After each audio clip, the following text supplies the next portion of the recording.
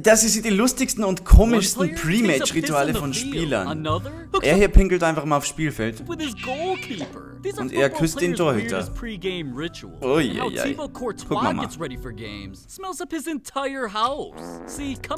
Cristiano, Thibaut Courtois kackt einfach mal das ganze Haus voll. Ja, passt auch gut.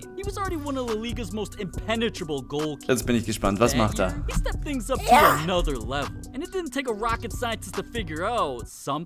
Was up. So when Courtois and Atletico Madrid were coming into a heavily anticipated matchup against Real Madrid, Courtois was invited to Sport.be to do an exclusive interview. And the reporter knew he just had to ask the burning question. What was Courtois' secret? And well, that's when Courtois told Was glaubt ihr, was das Secret von Thibaut Courtois ist? Schreibt's in die Kommentare. That before games, he likes to get a little weird. He told the reporter, before a game, I always go to the bathroom, take a selfie on the toilet, then take a pic of the toilets and send it to my 4 friends in Belgium. Okay. Das ist tatsächlich sehr, sehr weird, wenn er das wirklich macht. Man, I just hope he flushes first. That's disrespectful. Now, sending pictures of taking a shit, yeah, that's a little weird. But at least his pre-game ritual didn't almost...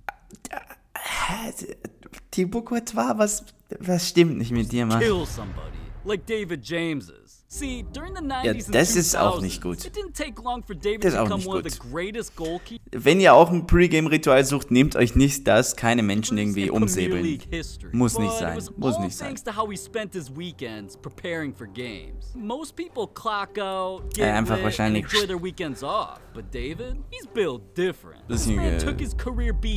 den ein oder anderen Drink genossen.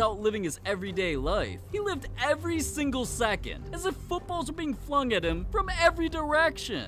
Along with his many Torhüter-Jerseys damals waren ja auch so richtig geil. Strange visualization routines where he would imagine balls being shot at him in day-to-day life and save them, even while driving. Hold up, you mean to tell me this dude just... Der fährt einfach und dann so, oh, den Ball muss ich fangen und verreißt einfach das Lenkrad, fährt in die Gegenseite. What the fuck? Driving down the street and diving out his car? That might just be the craziest shit I've ever heard. But to be honest, das wäre eine Trainingsmethode, das sag ich euch. Even that ain't as weird as David Beckham's pre-game ritual. Cause before games, he likes to get a little fruity. See, during the early 2000s, Beckham cemented himself as a top 100 player ever. But little ja gut, aber ein bisschen fruity, wenn er ein paar Äpfelchen, ein paar Erdbeeren nascht, ist doch okay.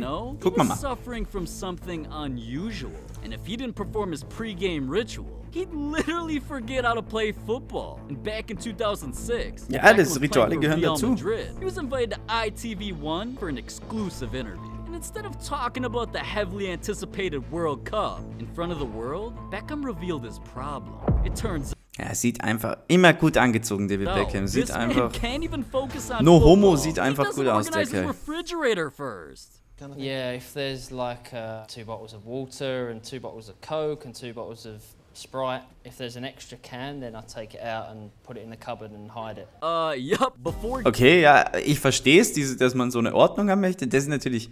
Ja, jeder hat seinen eigenen Tick. Ich kann zum Beispiel... Ich weiß nicht, wie es bei euch ist. Ich kann einfach nicht im Auto die Lautstärke auf einer ungeraden Zahl haben. Es muss immer eine gerade Zahl sein. Oder auch beim Fernseher oder was weiß ich.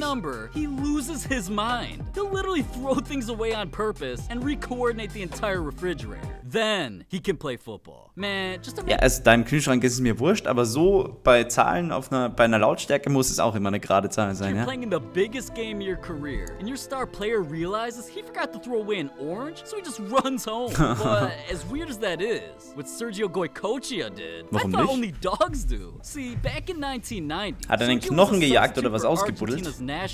And little did he know, he was about to go down in history. Schon der zweite Torwart auf der Liste. Ja, Torhüter sind einfach strange. Wir lieben es. Yeah, Neri Pumpido was their goalkeeper. Neri Pumpido. Boah, das ist ja weit weg aus. Broke his leg. So it was all up to Sergio to save the day. And Sergio knew, with the spotlight on him in football's biggest stage, this was either gonna make or break his career, so... Ist halt ein bisschen Pressure, ne? Wenn du Maradona hast und auf einmal musst du als Ersatztorwart ran. Couldn't risk anything. And Dem willst du das auch nicht versauen eigentlich. The matchup came down to a penalty shootout, so it was the perfect time to whip out his ritual. Hat Maradona verschossen, oder was? Yeah. This dude literally was pissing on the field in front of the entire world. But guess what? It worked. Argentina went on to win the game, and he knew there was no way that them winning after his ritual was a coincidence. hat er das weitergemacht. Aber wo hat der hingepinkelt, bitte? Sergio admitted from that moment on, I did it before every shootout. It was my lucky charm. So for the rest of his career, Sergio made sure during every game, he left a little bit of him out there. My hero. Now Stell dir mal vor, du kannst einfach in front nicht. of millions? I mean, yeah, that's pretty ridiculous. But what Laurent Blanc did before games will have you questioning everything you thought. Also wenn der jetzt aufs Spielfeld hingekackt hat, dann glaube ich alles. Dann habe ich alles gesehen. See, back in 1998, Laurent and France were coming into the World Cup on their home soil. So they couldn't disappoint, because they'd literally be letting Heimweltcup, da down musst an du liefern. country. But for some odd reason, heading into the tournament, the team felt something in the air. It was like there was some evil spirits Love is in the air. Ding, ding, ding, ding, ding. floating around. And France knew if they wanted to be hoisting up that World Cup trophy, they needed to figure out a ritual. Fast. And coming into their round of 16 matchup against Paraguay, as soon as Laurent walked out on that field, he locked eyes with his goalkeeper, and he knew Fabian exactly what he damals. needed. He saw Fabian's shiny head glistening in the sunlight, and Laurent just thought to Hat er sich jetzt die Haare rasiert? himself, he had no choice. He walked right up to Oh, him nee. and sealed the deal. But as soon Glatzenkuss. as Laurent pulled away, he felt a feeling like never before. It was like that kiss gave him Glatzenkuss. superpowers. So he was ready. During the heated matchup, both teams fought all game long, but it was Laurent who saved the day. He went on to Stell dir einfach mal vor, du bist der Torhüter mit einer Glatze, dann kommt irgend so ein Spast her und küsst dir einfach jedes Mal die Glatze. Ich küsse deine Glatze, Bruder. score the first ever golden goal in World Cup history. They defeated Paraguay 1-0. And Laurent knew he didn't win the game because of his feet. It was his lips. So from that point on, he made sure to kiss his goalkeeper's bald-ass head before every match. And France went on to win the World Cup. So the two lived happily ever after.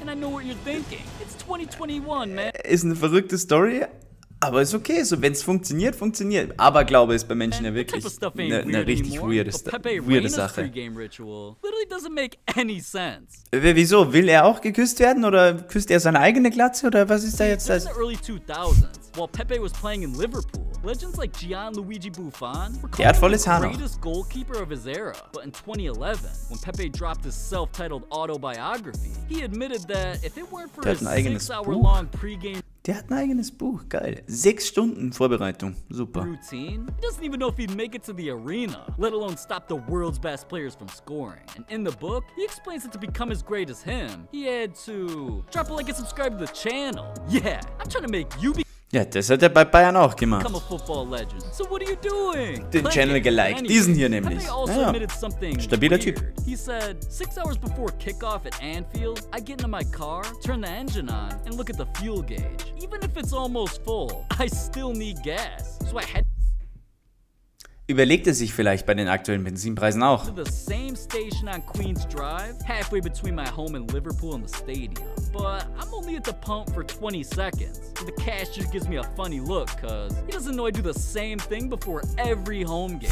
Oh, Muss er it doch all auch mal makes sense realisieren. now, man. I get it. If I overflow my gas tank, I can become a pro football player. Hey, Mom, I'm moving out the basement. I'm about to make Eigentlich ganz easy, ne? Du musst einfach nur, ich denke mir eher so, ja, ich tank auch nur 20 Sekunden, aber weil ich so, ja komm, bei dem Preis, ja, vielleicht wird er nächstes Mal günstiger und dann wird er meistens noch teurer. millions. Ist ein bisschen doof. Speaking of millions of dollars, that's how much Cristiano Ronaldo's pre-game ritual costs. Because his routine isn't only the weirdest of them all. Ja, er kauft To sich perform wahrscheinlich ein his Haus. routine, he forced his team to Oder ein Auto. completely redesign their stadium. See, it all started back in 2009 when Ronaldo was playing in Manchester. At the time, he was having the best years of his career and turning into a star. Das Ding ist halt, er hat immer die besten Jahre seiner Karriere. Der Kerl But he wanted to wird take nicht things to schlechter. another level. So in June, Ronaldo not only decided to change teams, it was time to switch up his pre-game ritual. And even though Ronaldo was already on a strict diet and workout routine to stay in peak condition, he's always down to learn from the experts. So he hit up Nick Littlehales, a routine master. Ah, den And that's when Schlaftrainer. Nick introduced Ronaldo to the Ja. science behind muscle recovery. Nick taught him that what matters in a pro athlete's body more than anything is sleep.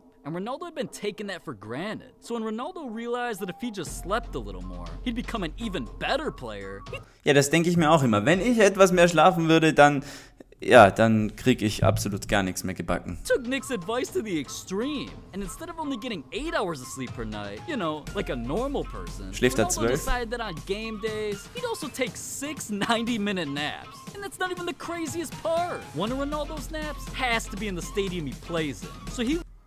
What the fuck? Das ist ja richtig wild. Also, ich weiß, Roger Federer hat auch immer, glaube ich, so 10, 12 Stunden pro Tag geschlafen. Und das für Recovery, aber das ist ja wild. Ist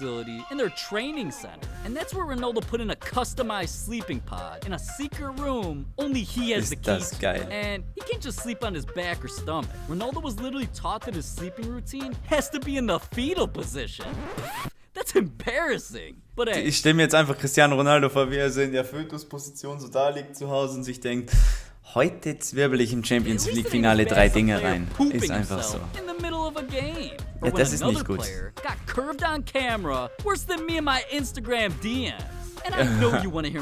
Zlatan macht das.